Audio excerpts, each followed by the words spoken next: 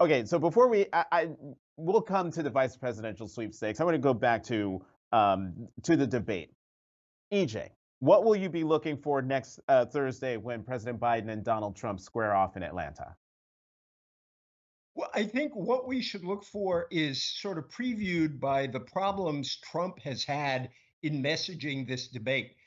Because Trump, for months, has said that Biden is infirm, he's incapable. You talk about setting expectations for Joe Biden really, really low, and suddenly he realizes this is a big mistake because every time on a big stage that Biden has had to do something, whether in the debates in 2020 or for that matter in the debates back in 2012 against Paul Ryan, when he was kind of pulling up the spirits of the Obama campaign back then, or the State of the Union, he always rises to these kinds of occasions.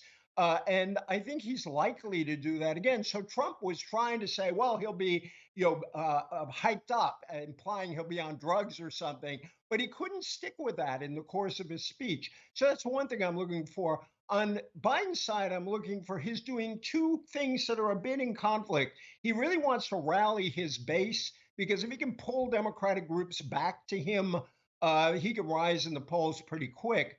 But he needs moderate and moderately conservative Republicans in the suburbs, Republican leaning voters who know that Trump is a real threat to our institutions.